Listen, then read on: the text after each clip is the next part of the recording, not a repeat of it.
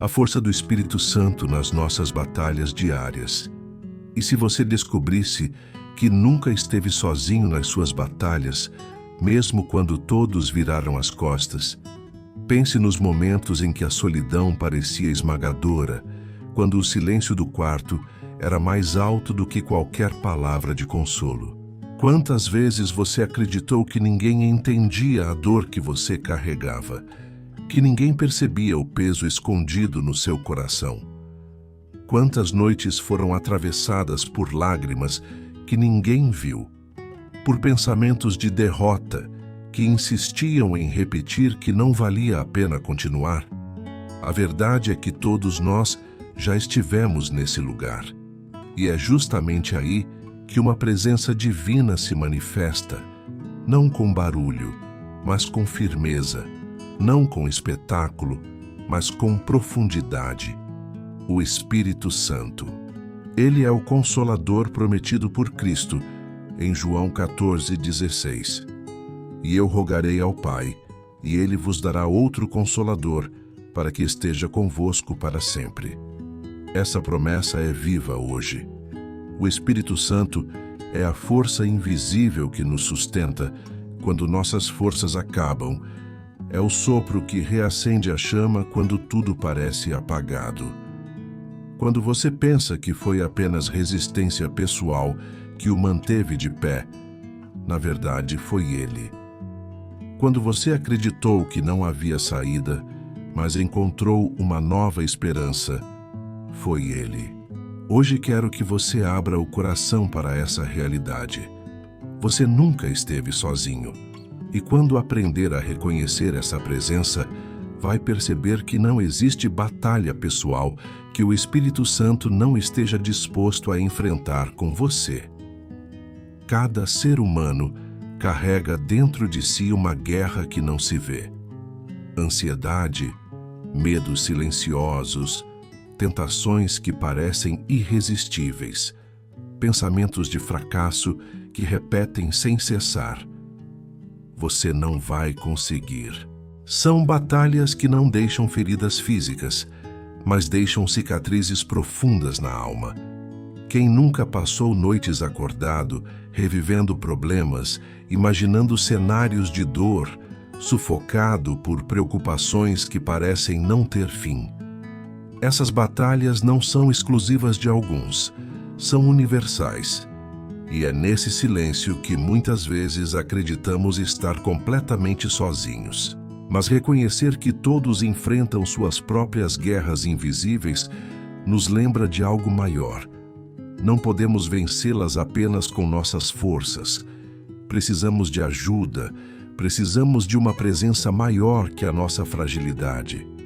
Não são apenas nossas limitações que nos colocam em luta.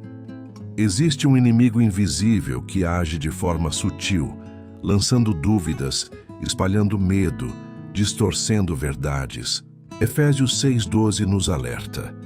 Não é contra homens de carne e sangue que temos de lutar, mas contra os principados e potestades, contra os dominadores deste mundo tenebroso, contra os espíritos do mal espalhados pelos ares. O inimigo não precisa aparecer diante de nós para agir. Ele se infiltra no pensamento, alimenta desânimos, sopra a desistência quando estamos mais frágeis. Reconhecer essa dimensão espiritual é essencial. Sem consciência, nos tornamos alvos fáceis.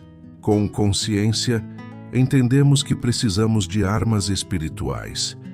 O combate não é comum, é espiritual, e só pode ser vencido com a força que vem de Deus. Enquanto o inimigo age pelo ruído e pela confusão, o Espírito Santo conduz pela suavidade e pela paz. Ele não é um comandante que grita ordens, mas uma presença silenciosa que guia com firmeza. O Espírito Santo fala na consciência, ilumina decisões, inspira confiança.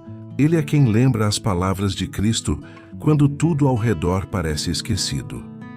Ele não apenas indica o caminho, ele dá a força para percorrê-lo. Em momentos de medo, ele sopra coragem. Em tempos de dúvida, Ele dá clareza. Em noites escuras, Ele acende a luz. O Espírito Santo não é apenas uma companhia. Ele é a força que transforma soldados frágeis em guerreiros perseverantes. Todos nós conhecemos a sensação de estar no limite, quando a fé se resume a um fio quase apagado. É nesse instante que o Espírito Santo sopra vida nova. Atos 2 nos mostra os discípulos escondidos, cheios de medo, incapazes de proclamar a fé. Mas quando o Espírito desceu como línguas de fogo, a fraqueza virou coragem, o medo virou ousadia, e homens comuns se tornaram testemunhas até os confins da terra. Esse fogo não ficou no passado, ele continua hoje. Quando o coração está frio, quando a esperança parece ter morrido, é o Espírito Santo quem reacende. Ele não apenas dá forças, ele transforma a alma cansada em alma fervorosa, capaz de enfrentar o que parecia impossível. A vitória de Davi sobre Golias não foi obra da sua força, mas da confiança em Deus. Pedro, que antes de Pentecostes negou Cristo por medo, depois de receber o Espírito Santo, anunciou a fé diante de multidões, sem temor da morte. Paulo e Silas, mesmo presos e acorrentados, cantavam hinos ao Senhor, até que as correntes se romperam e as portas da prisão se abriram. Sansão, ainda que em fraqueza extrema, clamou ao Senhor e recebeu força para derrubar as colunas e vencer seus inimigos. Cada uma dessas histórias mostra que não é a capacidade humana que decide a vitória, mas a presença do Espírito Santo. Sem Ele, somos frágeis. Com Ele, nos tornamos instrumentos de feitos extraordinários. Essas histórias não são apenas memórias antigas, são sinais vivos de que o mesmo Espírito continua atuando hoje, fortalecendo quem confia. Não é apenas nos grandes milagres que o Espírito Santo age. Ele também se revela nos detalhes simples do dia a dia. É na calma inesperada diante de uma discussão, na força de perdoar alguém que feriu profundamente, na paciência de suportar um fardo sem perder a fé. O Espírito é como um sopro suave que não se vê, mas que muda a direção das velas. Ele age em pequenas decisões, em palavras certas, em gestos silenciosos. Esses sinais discretos são muitas vezes maiores do que imaginamos, porque moldam o coração e preparam o terreno para vitórias ainda maiores. A batalha mais dura é contra nós mesmos, contra o orgulho que nos faz acreditar que podemos viver sem Deus, contra o egoísmo que fecha os olhos para o próximo, contra a tentação da desistência quando o caminho exige perseverança. Em Gálatas 5, 22, 23, aprendemos que o fruto do Espírito inclui domínio próprio, paciência, mansidão. Virtudes que não se conquistam pela força humana, mas pela graça. Vencer a si mesmo significa deixar-se moldar pelo Espírito, abrir mão da própria vontade para viver a vontade de Deus. Esse é o combate que gera verdadeira liberdade. Invocar o Espírito Santo é abrir espaço para que ele se manifeste. Isso pode ser feito com orações tradicionais, como o Veni Creator Spiritus, que a Igreja reza há séculos pedindo a visita do Criador às almas fiéis. Pode ser feito pela intercessão de Maria, que foi cheia do Espírito desde a Anunciação e nos ensina a docilidade diante da graça. Pode ser feito pelo silêncio interior, desligando os ruídos para ouvir a voz suave de Deus. E pode ser feito nos sacramentos, especialmente na Eucaristia e na confissão, onde o Espírito age de forma poderosa. O caminho é simples. Em qualquer lugar, em qualquer hora, com qualquer palavra, basta abrir o coração e dizer: Espírito Santo, vem em meu auxílio. Ele responde sempre, porque é promessa de Cristo que não falha. Talvez hoje você esteja cansado, talvez já tenha pensado em desistir, talvez esteja carregando dores que ninguém conhece. Mas é justamente aí que o Espírito Santo quer se manifestar. Ele não espera que você esteja forte, ele vem quando suas forças acabam.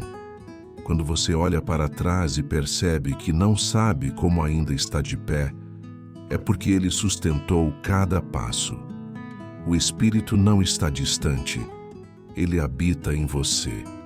Ele respira em você, ele luta com você. Não desista. Permita que ele seja sua força, porque é no lugar da fraqueza que o poder de Deus se revela. Não existe batalha impossível quando o Espírito Santo luta ao seu lado.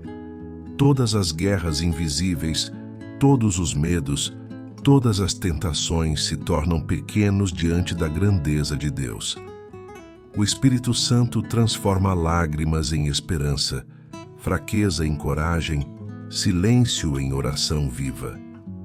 Você não está sozinho, nunca esteve e nunca estará. Hoje mesmo, abra o coração e deixe que ele guie seus passos. Quem se deixa conduzir pelo Espírito nunca caminha em trevas. Cada batalha vencida com ele não é apenas sua vitória, é testemunho daquilo que Deus pode realizar.